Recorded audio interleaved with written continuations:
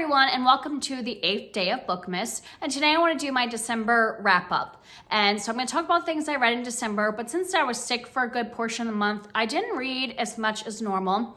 Though I have a lot of things to talk about. One of these is a book I was reading all year long. One was read aloud with my daughter that took about 2 months to read. And then I have all this manga that I read pretty quickly. And actually some of that I think I read in November, but I was waiting until after I did a video the other day before I reviewed it. So really I only read 4 novels this month, and that was like it. So let's talk about them. I'll save the manga for the end, because if you saw that video I posted a couple days ago about trying new manga series, you already know my thoughts on those, so I'll save those for the end. So we can start with the book I read with my daughter. I read Igraine the Brave by Cornelia Funke, and this one, we're kind of studying, feudalism and castles and knights and all that kind of stuff in our history. And this is just a kind of a fictional type of story like that, a medieval fictional story about a girl who wants to be a knight, and her parents are magicians. So there's a lot of fun stuff about them, like protecting the castle, and her becoming a squire to help a knight and save her family's castle and all that. This was a fun book to read with my daughter, but I didn't rate it because if I was reading it just by myself, I probably wouldn't have been that invested in it.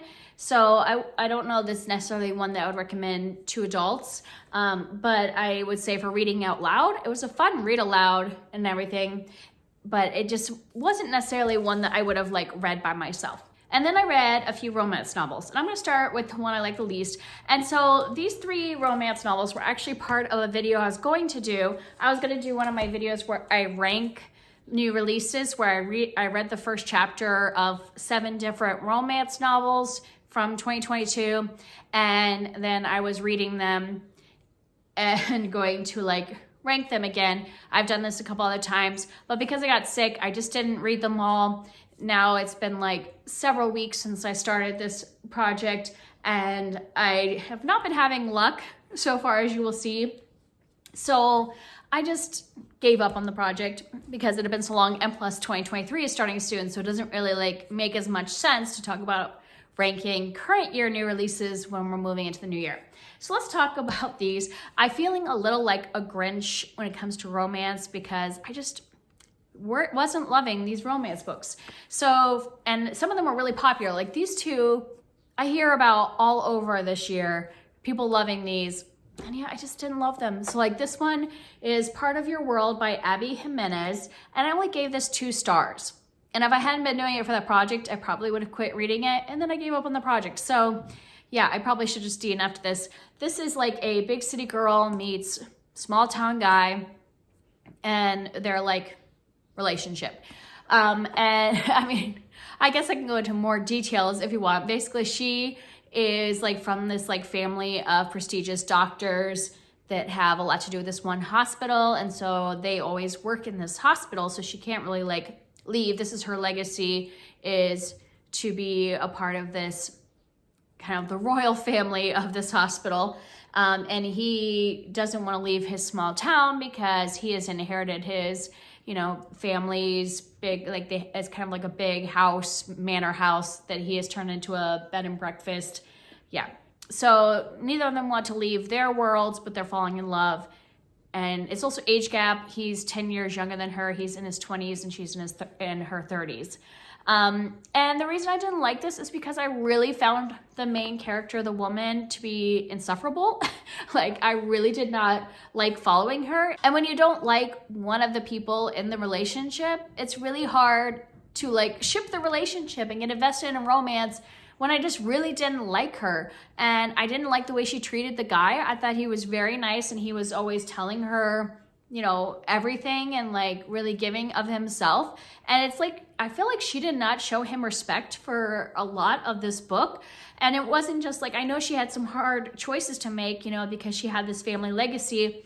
But even with that and understanding that those were hard choices, I felt like she just didn't treat him well at all. There were a couple moments in this where I don't want to give it away because, we all know how a romance is going to end, so I don't want to give away the little moments that happen along the way, but there were some moments in here where I was no, I would not forgive her for the way he treated her. Like, I would have been like, no, we're done.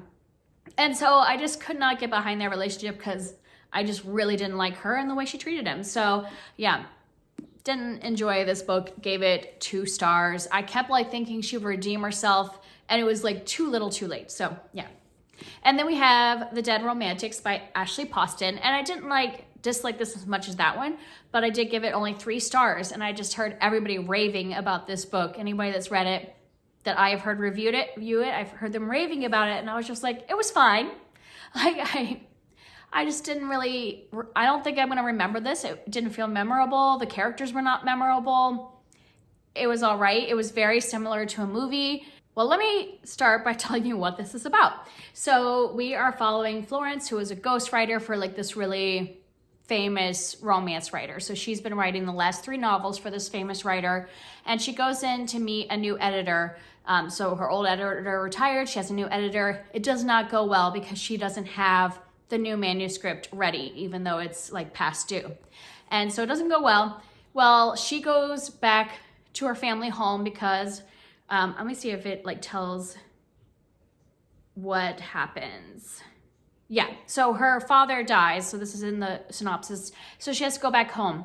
Well, it's like a thing from her past that she's always been able to see ghosts. Her father also saw ghosts.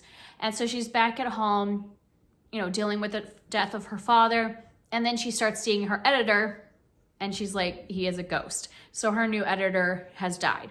And it's a romance, but then it's also like, you know, dealing with grief over her father and her like seeing ghosts, learning a lot about that. Okay, so it covers a lot of different things, but the whole ghost storyline is exactly like a movie, which I'm not gonna tell you what movie it is, because then if you don't want to be spoiled for this if you've seen that movie, but I was like, I knew exactly where I was going. I could tell. I'm like, oh, this is gonna be exactly like this movie, and it was. The ending was just so anticlimactic for me, even like beyond like knowing how it was going to end. It was just the way it was written. I was like, well, that just kind of all happened super quickly, but didn't give a lot of space to it. I just didn't like our main character either here again, which just isn't normal for me in a romance. Usually I like the main characters, and that's why I want them to be together, but I didn't like the woman in this one either. She kept driving me nuts because like one of the main conflicts is that she doesn't have this manuscript ready, even though she's been getting a lot of time, because she doesn't believe in love anymore. You know, she's jaded and she doesn't want to write a romance anymore. But I'm like, sorry, but you are an adult. You're under contract. You've already committed that you're going to write this book. So just write the book. Whether you believe in romance or not, just write it. Might not be perfectly inspired, the best romance ever, but this is what people do. This is jobs. Like, you have a job, just do it. So I couldn't get behind her because she just like kept like lamenting over the fact that she shouldn't have to write this book, or like that she's letting everybody down. And I'm like, yeah, because you're not just like putting on your big girl pants and just writing the book. So I just like really couldn't connect with her. I didn't enjoy her. And even beyond that, I really didn't enjoy a lot of the choices she made, the way she was interacting with her family and everything. I just did not like her. And so once again, it made it harder to like the relationship. There were really cute moments, so I would just like kind of tune off the fact that I didn't like her and just try to enjoy the cute moments. But yeah, I don't think I'll remember this one at all. It wasn't great. It was 3 stars for me. So yeah, it wasn't going very well with the romances. I did have one that was good. So I read Thank You for Listening by Julia Whalen, and I did enjoy this one. It wasn't like a new all-time favorite, but it was a solid 4-star romance and book for me, because it wasn't just about the romance. There was also about, you know, a woman just kind of learning to accept herself and all of that. So I liked a lot of the themes in here. And this is about a woman, what is her name? Swanee? Yeah, so Swanee is an audiobook narrator, and she no longer does romance narration. She did that at the beginning of her career, and now she's moved on to other things. But then this woman who was very like pivotal to the beginning of her work, like, you know, that kind of got her started in her audio narration, has asked her to do one last book, and she's supposed to do it with this man who is like a really popular romance narrator. And so they both are using like I mean, what they're aliases, I guess. I'm like, they're not called pen names. They both are using aliases because they're doing these like erotica romance under different names. And so they don't know each other. So they're just communicating via aliases and stuff like that. So it's kind of like that kind of You've Got Mail type of scenario. I did really like that this was about audiobook narrators. So you're learning a lot about the audiobook business and what it's like to be a narrator. I liked the characters. I liked their banter when they would like communicate by email and when they would, even when they were talking in person. Like I liked a lot about this, not a new favorite, but solid. The audiobook is definitely the way to go with this because Julia Whalen is an audiobook narrator and she obviously wrote this book specifically to be an audiobook. And so there's lots of different accents and fun stuff in it. So I would highly suggest listening to this. But yeah, that was a fun one. So out of the three, that was a win, but I wanted like a new favorite. I'm not feeling like that project was gonna be a success, so I stopped doing it. And maybe I just need to take a little break from romance or read from a romance author that I know I'm gonna like. I don't know. That was just kind of a dud. When I was already like not feeling well, reading books, I don't really like the main characters. All right, and then I read, the other book that I read this month was Wayward by Blake Crouch, and this is the second book in the Wayward Pines series. These are like, I don't know, sci-fi thrillers, I guess you would call them. And they have so many reveals in them. I can't really tell you what this is about. The first book is about this like, I can't remember what he is. He's not FBI. I think he works with the Secret Service. And he is sent to the town of Wayward Pines to like find another agent who has gone missing. And then like a bunch of weird stuff starts happening. And these are just fun. Like there's not, like I would not call the writing excellent or anything like that, but it's just like nonstop, you know, stuff happening. Like the first book is, I think I read in 2 days. This one, the beginning was slow, so it took me a few days to get into it. But then once I got to like a third of the way through, I read the rest of it in a day. So yeah, really fast paced, fun. If you just want something you can like whip through really quick that is just entertainment, I would suggest these. And they just have a lot of fun, like exciting reveals and stuff. So those are the things that I read this month. And then I have the book that I've been reading all year, and that's Les Mis. Oh, I think I forgot to say I gave 4 stars to Wayward. Not a new favorite, but fun book. I have been reading Les Miserables by Victor Hugo since January. So the entire year. I just finished it last week, so it took me almost an entire year to read this book. I've been reading it with my best friend. We're reading like a section every week. Yeah, I really enjoyed the experience of reading this with my best friend. I wouldn't say that I loved it all the time. He takes a lot of transgressions along the way, like little like offshoots, and I didn't love that.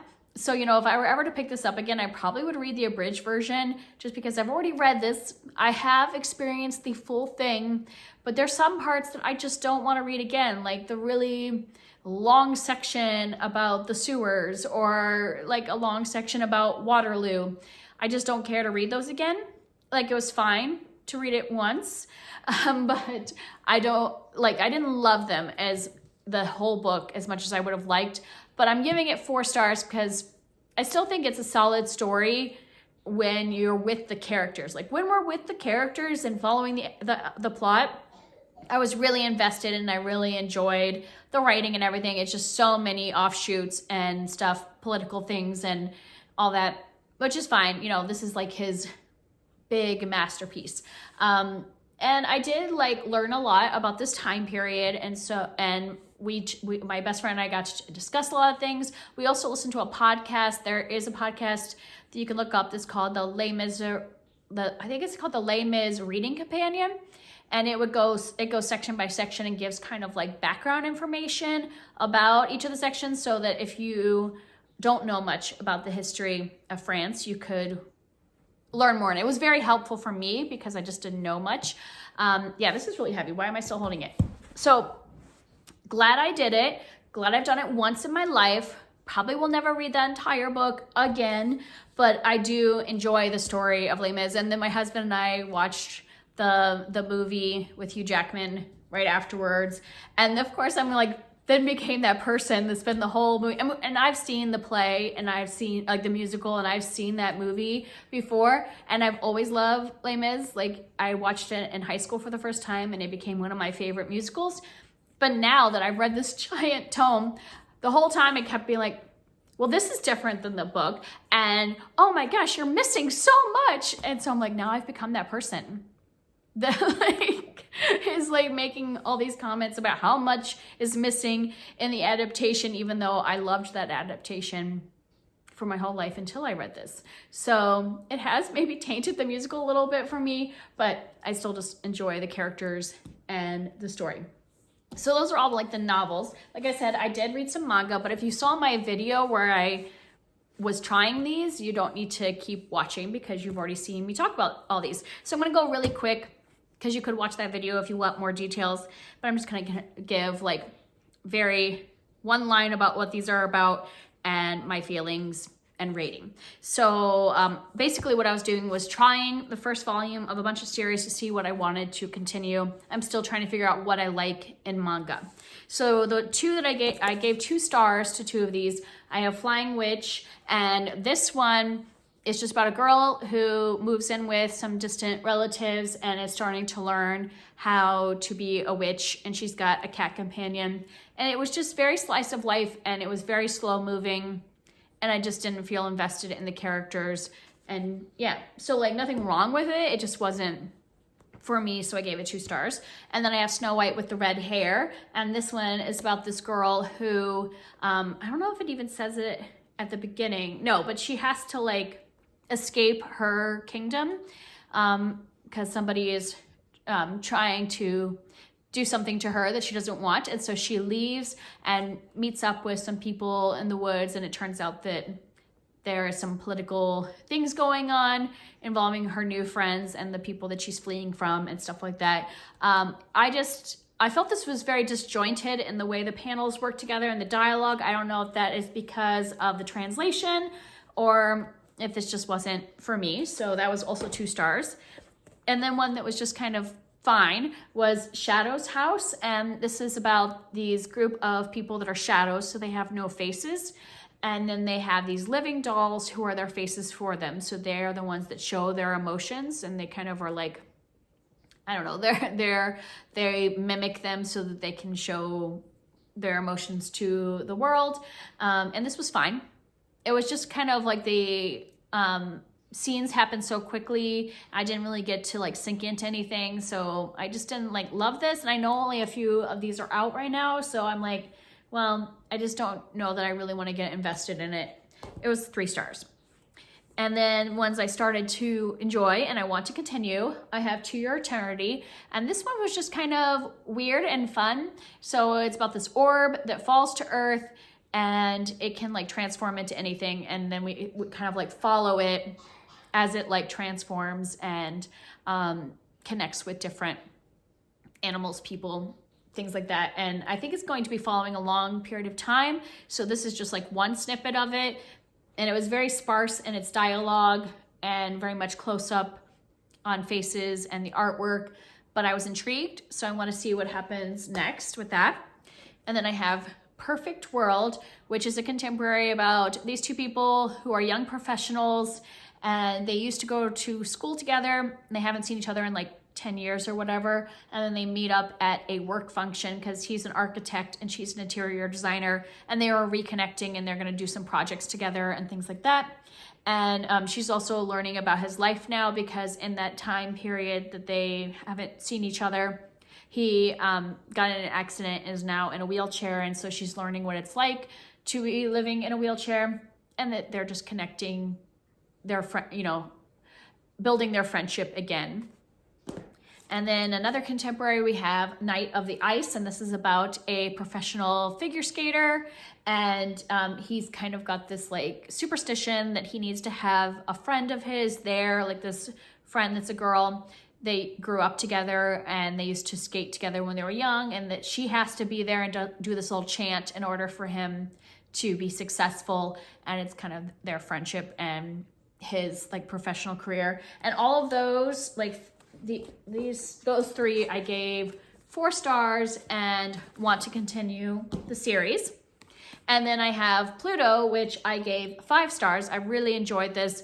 This is in a world where humans and robots live together in harmony and all that, but then a robot who is really beloved and has done a lot for the community is murdered, and then a human that is connected to the robot world is also murdered, and so we are following this detective as he's trying to solve these 2 cases that seem to be connected.